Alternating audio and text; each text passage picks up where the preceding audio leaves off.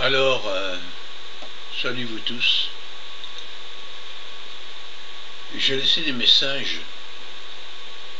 donc plus sérieux que les fois passées, sur mon blog Yvan Lemaire, que vous pouvez trouver sur Google, et j'ai laissé des messages sur YouTube en parlant d'une catastrophe annoncée. Vous savez aussi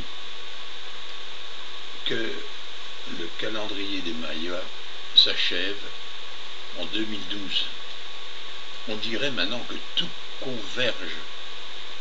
Comme vous savez, quand on vit d'un évier, quand il y a un tourbillon, un maelstrom, et que tout converge vers la catastrophe.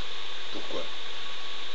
Parce que je viens de lire les dernières nouvelles scientifiques, cela confirme ce que je disais, c'est-à-dire que le pôle magnétique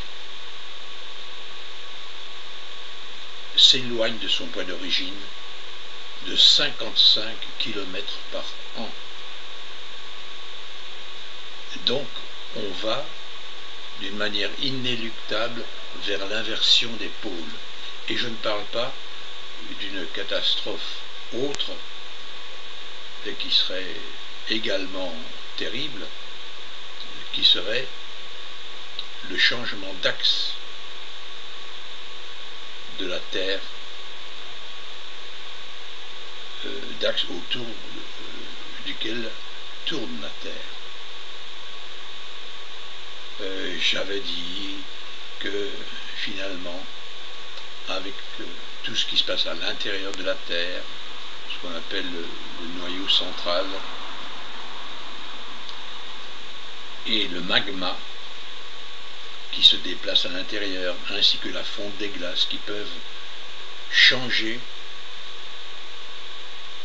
d'une manière inéluctable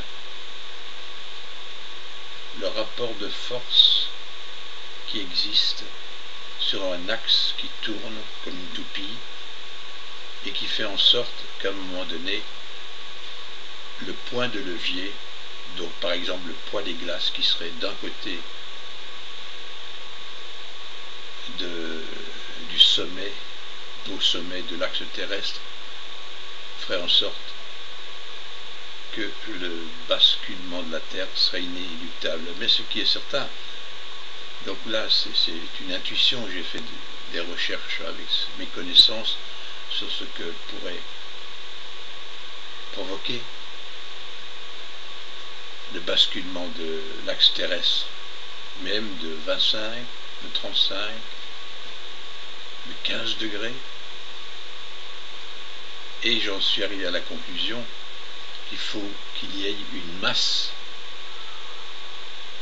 qui fasse en quelque sorte contrepoids avec l'axe terrestre pour exercer une force sur un bras de levier qui donnerait au départ une toupie qui tourne comme cela d'abord pour ensuite se fixer sur un autre point, sur une autre direction de l'axe terrestre par rapport au Soleil.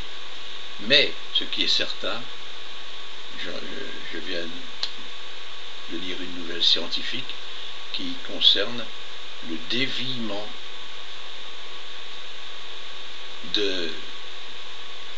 du pôle magnétique de 55 km par an.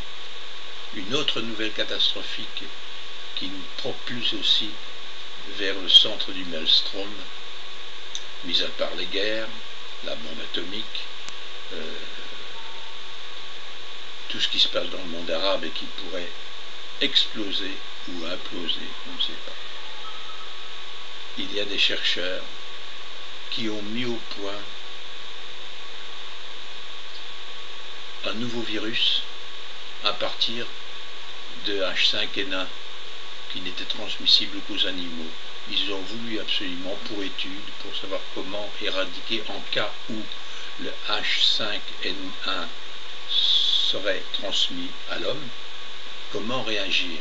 Or maintenant, ce virus est mis au point, est extrêmement mortel.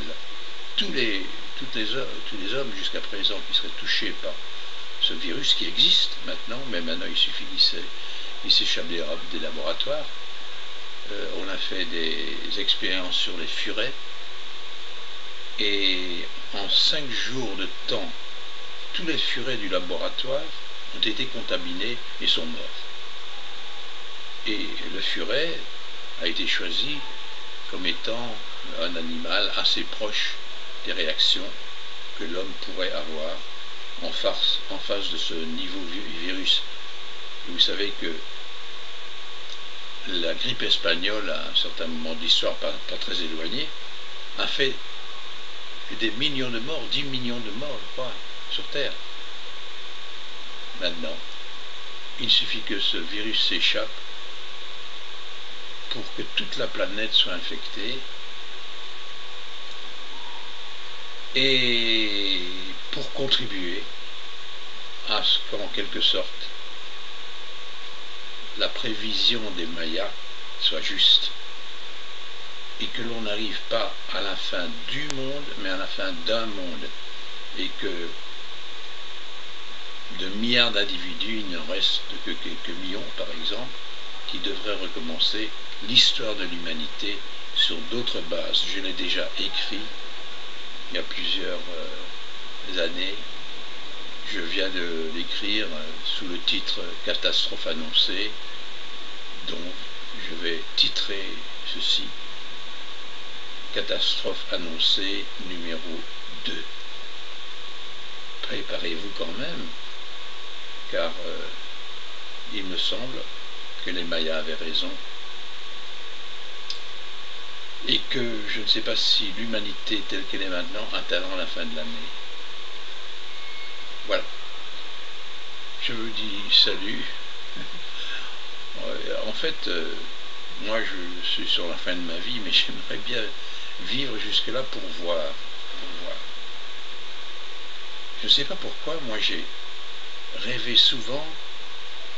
Je ne fais plus ce rêve, mais c'était un rêve rémanent, où je voyais l'horizon barré, donc je n'étais pas dans une ville, je n'avais pas d'immeuble devant moi, barré par un mur d'eau que je peux évaluer maintenant selon la hauteur et la distance, entre 50 mètres et 100 mètres de haut, une sorte de tsunami géant qui approchait.